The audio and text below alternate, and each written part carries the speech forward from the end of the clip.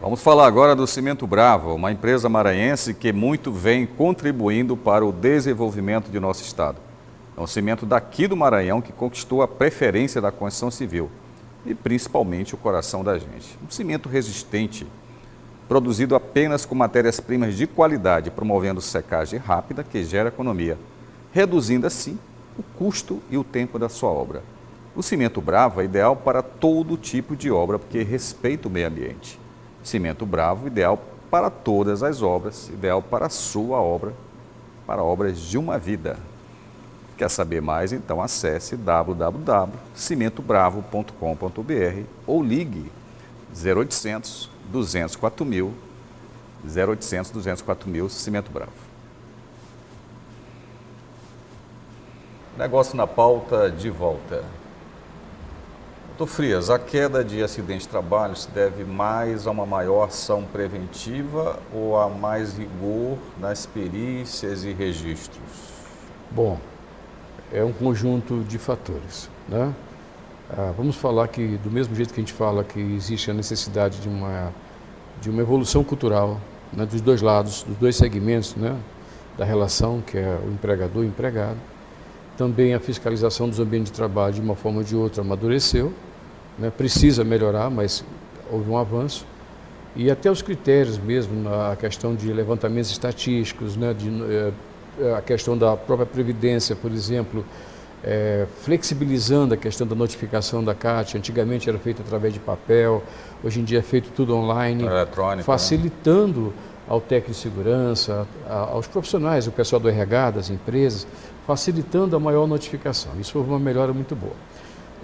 Então, talvez isso represente tipo assim, uma mudança cultural de intervenção. Agora, o Dr. Rossi pode falar melhor do que eu. O empregador tem que entender que, além da questão previdenciária, que é fundamental, porque você não notificando o acidente, você está tirando o direito, o acesso à previdência, né? Inclusive com os benefícios, como aposentadoria por invalidez, infelizmente acontece, pensão por morte, essa coisa toda, todos os benefícios previdenciários, né? Auxílio acidente, né? Auxílio doença. Então, o próprio Lula, nosso presidente, foi vítima de um acidente, né? Sim. Enquanto aprendiz, né? Com a perda de uma falange, e ele recebe até hoje, provavelmente, né? Um adicional por conta disso. Mas o desdobramento civil e penal existe. Eu acho que o Dr. Rossi tem muito mais propriedade para falar do que eu. Vamos lá.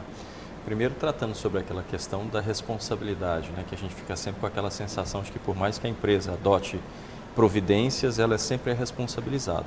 Existiu durante muito tempo uma confusão no judiciário, porque nós temos aparentemente um conflito de normas, onde a Constituição Federal dizia que a responsabilidade do empregador era subjetiva, portanto, dependia de comprovação de culpa por parte da empresa, e o Código Civil, por outro lado, dizia que a responsabilidade do empregador era objetiva, ou seja, tendo a empresa culpa ou não, ela responde pelas consequências do evento danoso ao empregado. E recentemente o Supremo Tribunal Federal analisou essa questão e deu a última palavra, dizendo que naquelas atividades exercidas pelas empresas que, por sua natureza, já impliquem num grau de risco elevado, a responsabilidade é objetiva. Portanto, o que vai se determinar a responsabilidade do empregador é o grau de risco da atividade que ele exerce, e não a função do empregado. Houve durante muito tempo também confusão no judiciário, em que se analisava se a atividade do empregado que ele exercia era de risco ou não, e não é. O Supremo diz que tem que ser a atividade da empresa e não a atividade individualmente. Então, quando a gente fala de responsabilidade objetiva, basicamente é o quê? Mesmo que a empresa tenha adotado todos os procedimentos de segurança, ainda assim ela vai responder pelos danos provocados ao empregado. Então, se tiver uma aposentadoria, se tiver um resultado morte, você vai ter a responsabilização do empregador, ainda que ele tenha feito treinamento, ainda que ele tenha dado equipamento de proteção individual, ainda que ele tenha adotado todas as medidas possíveis para evitar o acidente, ainda assim, o Supremo Tribunal Federal entende que naquelas atividades onde a empresa exerce uma atividade já pela própria natureza de risco, ele vai responder pelo dano provocado. Mas só para esclarecer aqui, né, somente na área de mineração, que é uma área de alto risco, né, e muitas vezes envolve explosivos, tem uma questão que, por mais que a empresa ela tome todos os cuidados, faça treinamento, mas o risco é inerente, não é isso? Inerente ao processo. É inerente. E ela mesmo tomando todos os cuidados, o empregado, claro que é fácil você de fora dizer assim, olha, ele não devia ter aceito o emprego, né? Às vezes a necessidade vem na frente. Não é muito punitivo para a empresa ela assumir toda essa responsabilidade perante a lei? Do ponto de vista do empresário, sempre é um grande desafio, porque empreender no Brasil, além de todos os desafios naturais que você tem, você ainda tem esse desafio de um conjunto, né, uma gama de normas. Eu tenho uma situação, inclusive, certa vez fazendo um curso na Justiça do Trabalho, em que teve um juiz, excelente juiz, que inclusive cooperou nos tribunais superiores, que dizia que achava que a responsabilidade seria, inclusive, do empregador por assaltos ocorridos dentro da empresa. Então, se o assaltante fosse ferido no assalto, ele entendia que também o empregador tinha que ser responsabilizado pelos danos provocados ao assaltante. Então, ia o funcionário, ia o cliente, ainda ia o assaltante. Ia todo mundo. Tudo é para conta do empresário. Então, e recentemente nós fizemos um programa aqui sobre a reforma trabalhista, não foi, gente? Foi. E assim, já tem 7 anos disso aí. E parece que há uma resistência muito grande do Brasil se desprender de todo esse paternalismo na lei trabalhista, né? É muita dificuldade. O próprio partido que está no governo tenta imputar agora uma série de leis trabalhistas em cima de categorias caracteristicamente autônomas, né? Como quem faz entrega em moto e tudo mais, e o próprio trabalhador está se recusando. Não quero, certeza, né? Eu não quero isso. Existe isso como motorista aplicativo, por exemplo, sim, né? Sim. Então essa excessiva, como é que eu chamo, judicialização do processo, ela também complica, cria complicações também, né? E além disso, os entendimentos, os diversos entendimentos, né? Então aquilo que a coisa é muito dinâmica. É claro que a sociedade é dinâmica. Os fatos sociais, numa análise sociológica, os fatos são dinâmicos, né? Nós estamos falando sobre vários aspectos da vida, da cultura do povo hoje em dia. Mas de uma forma ou de outra tem que haver um bom senso. Eu sempre digo que acima da lei existe uma coisa chamada bom senso. E como dizia um grande filósofo brasileiro, né? Que falta no Brasil, que o Brasil é uma diarreia de bom senso e uma constipação de inteligência. Mas aproveitando esse gancho aqui do Dr. Frias, e tem 2 advogados aqui que lidam também com leis trabalhistas, essa questão do acidente de percurso, né? Porque isso não é um exagero aqui no Brasil, porque, por exemplo, grandes empresas, elas sempre colocam, né, à disposição do empregado de que um transporte próprio da empresa o leve da sua residência até o trabalho. Mas não é compulsório isso. O empregado pode tomar a decisão de ir por condução própria. Mesmo nesses casos, quando há um acidente, a empresa é imputada. Isso não é um exagero? Eu acho que eu particularmente acho. Por quê? Isso mudou, né? Da última recentemente. Reforma? Mudou. Não é mais isso? Mudou. Não é. Mudou recentemente no sentido de desonerar a empresa da estatística por conta do acidente de trajeto. Mas não só a estatística, né? Mas a questão que eu falo mesmo de indenização. Sim, a questão pecuniária, a questão de suporte. Porque, veja, nós vivemos uma realidade muito próxima aqui, né? Nós temos 2 grandes plantas industriais aqui e ambas fornecem transporte de boa qualidade. Eu trabalhei em ambas, transporte seguro, efetivo, e alguns trabalhadores, alegando a inconstitucionalidade da obrigatoriedade, vão de moto. E nós sabemos, nós que somos da área médica, se você vê a estatística dos hospitais de emergência, infelizmente é terrível. Muitos acidentes de moto, prejuízo do país, gigante. Todo tipo de prejuízo, né? Prejuízo sanitário, social, econômico, é terrível. Então, não vou fazer propaganda contra as motos, né? Porque realmente os fabricantes... O problema não é a moto. O problema nós perderíamos o patrocínio das motos. Quem dirige a moto. Mas assim, sem ser em tom de blague, na verdade eu sempre considerei isso. Sabe por quê? Porque o empregador ele não tem controle sobre esse processo. Ele não tem controle.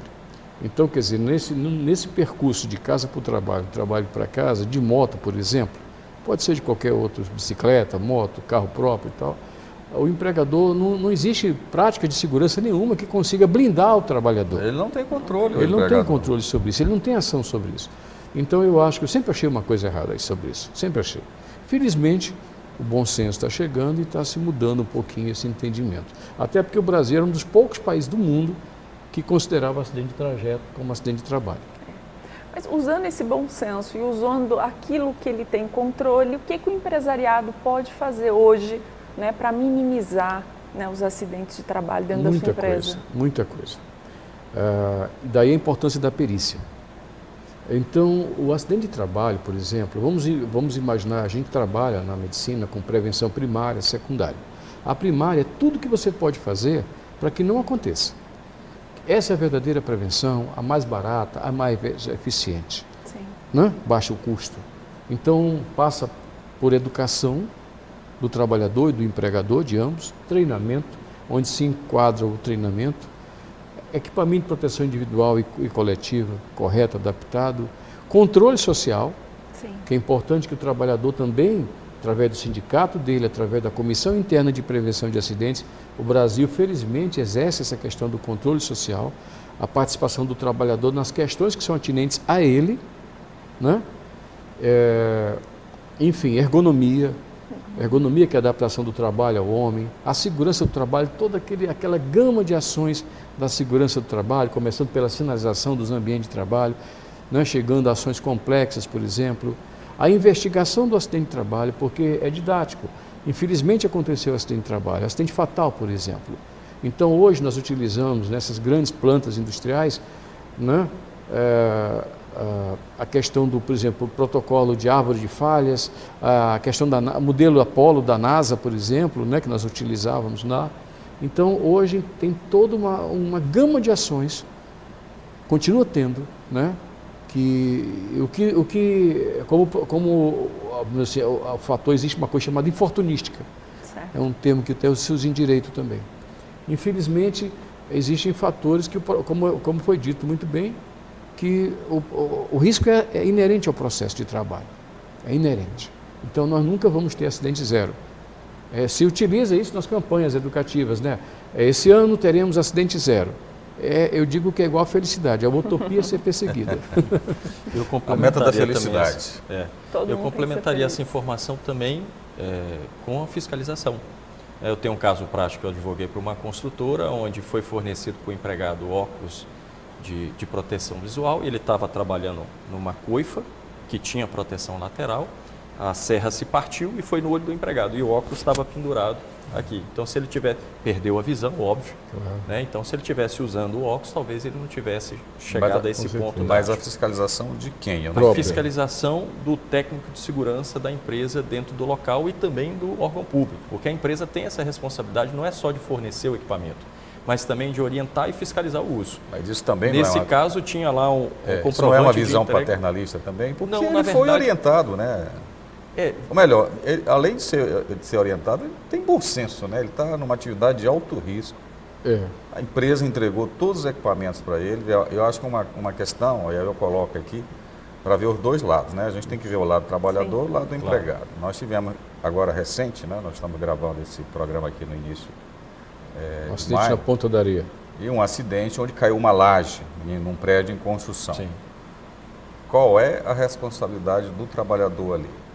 Praticamente nenhuma. Provavelmente, se tivesse alguém debaixo da laje, com todos os equipamentos de segurança, não seria suficiente. Isso. Agora, se você está, por exemplo, trabalhando com esmeril, né? Você está trabalhando com sol, o empregador te dá todos os equipamentos, você não usa, tem um acidente. E aí o doutor Bruno aqui colocou assim, mas devia ter uma fiscalização. Aí eu acho que volta a mesma questão do paternalismo, né? Isso não é uma questão de você tratar sempre o empregado como uma criança. Daí a importância da perícia. A perícia entra aí. E analisar. Conselho legal. Exatamente. Porque a gente trabalha com o fato e a realidade, né? Então a gente, quando faz uma orientação para o empresário, a gente não faz no que é o desejável, a gente faz com relação ao posicionamento dos tribunais. Então a nossa orientação jurídica é baseada naquilo que os tribunais têm decidido. Então, por mais que a gente pense que em certa medida seria injusto, e não é errado pensar assim, há fundamentos que justificam isso, mas você também precisa entender que existe uma realidade. E lutar, às vezes, contra essa realidade é contraproducente. Então, o que o empresário precisa fazer? Nós temos essa realidade, temos que agir conforme essa realidade. E aí tomar medidas como fornecimento de equipamento, treinamento e fiscalização para que, diante desse cenário, enquanto não se muda e não se evolui, para alguns, a gente adota uma medida baseado no que nós temos hoje de realidade concreta, que é o que o Judiciário tem decidido, inclusive o Supremo Tribunal Federal.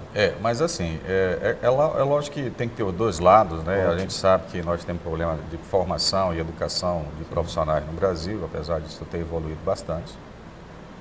Mas já tem a questão também. Isso, várias empresas que eu trabalhei em uma empresa de alto risco de energia elétrica, né? De alto risco, e tem pouquíssimos acidentes. Quando eu comecei a trabalhar, isso na década de 80, tinha muitos acidentes. E aí se fez uma campanha forte e tal. E diga-se passagem, os equipamentos de proteção individual todos estavam presentes. Todos estavam presentes desde sempre. Claro. Né? Mas isso evoluiu. Hoje no setor de energia, que foi um dos setores que eu trabalhei, praticamente não existe mais. É muito baixo o acidente de trabalho. Agora, já em outros setores que é mais difícil de controlar, como o setor de mineração, que eu trabalhei aqui junto com o Dr. Frias, aí é mais complicado. Mas, Arthur, diante da sua fala, podemos concluir, juntamente com o Dr. Bruno, faça essas orientações, mesmo você falando, todos os EPIs estavam ali. E agora, depois de uma evolução cultural, uma evolução das práticas internas, isso diminuiu. Então, o que fazer para, de fato, cada vez menos termos menos acidente, termos mais fiscalização, um técnico de segurança do trabalho bem preparado, bem efetivo durante essas práticas? Mas isso eu acho que hoje tem bastante no Brasil. As empresas evoluíram muito em relação a isso aí, né? Eu estou falando das grandes empresas de maneira geral. Claro. Evidentemente que pequenas e médias empresas, você fazer prevenção de acidente tem um custo. No mercado bastante competitivo, você pensa duas vezes antes de fazer. Agora, por exemplo, a questão mesmo do motorista autônomo, né, de Uber, qualquer outra coisa, que se recusa a fazer isso. Quando ele está se recusando, ele está abrindo mão de uma série de fatores que o apoiam, o protege. Né? E assim, por que isso acontece? Por que isso acontece? Agora, e aí você pega, por exemplo, os entregadores de moto, são os que têm mais acidentes. Sim. Porque aí ele mede o risco com o faturamento dele. Exatamente. Né? E entra em alta velocidade. Como resolver isso, doutor? Exatamente. Bom, nós sabemos, nós temos um país, nós estamos vivendo realidade distinta no país. Né? Infelizmente, a inundação, por exemplo, né? Existem fatores, quando a gente considera acidente de trabalho, na gênese do acidente de trabalho, existem fatores que a gente chama de fatores pessoais de insegurança, estão ligados ao indivíduo, quer seja o gestor, quer seja o operário, né? Pode ser, são os dois lados da moeda. E também tem fatores como agora essas inundações. Muita gente estava trabalhando naquele momento. Então, acidente de trabalho complicado por uma situação de um evento natural.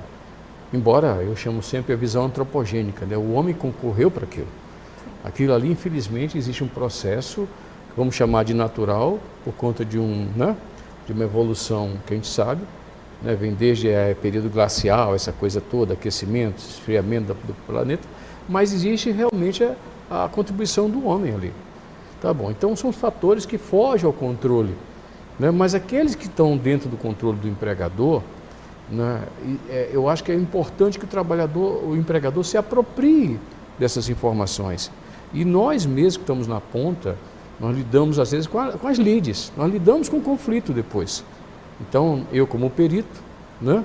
Perito assistente de qualquer um dos lados, do reclamante e do reclamado, nossos advogados. Então, a gente é um eterno aprendizado para a gente. A gente vê situações que até a gente fica penalizado. Quantas situações acontecem que você vê que, infelizmente, o trabalhador não está protegido, a demanda dele não tem sustentação, né? E eu me vejo muitas vezes, eu confesso a vocês, fazendo um parênteses, quando acaba às vezes a perícia, eu estou representando o empregador, né, como perito assistente, e vejo o sofrimento do trabalhador, mas que não tem sustentação naquela causa em si. Eu vou ajudar o empregado, né, o litigante, vamos dizer assim, dando uma orientação para ele, médico, olha, você tem um problema que, no meu entender, não tem sustentação, no sentido do que você que está demandando, mas você pode ter um tratamento bem melhor no sistema, mesmo no sistema de saúde, você vai ali, vai aqui, entendeu? Então, talvez aí a gente tenha que partir para uma legislação menos punitiva, né? Porque a legislação brasileira, eu estou falando aqui, eu não sou nem advogado e tudo mais, né? Pelo tudo que eu vivi como empregado, como empregador, e parece que no primeiro momento a atitude é punir quem está empregando, né? Exato. Mas a gente vai dar mais um rápido intervalo aqui e voltamos em instante com mais negócio na pauta.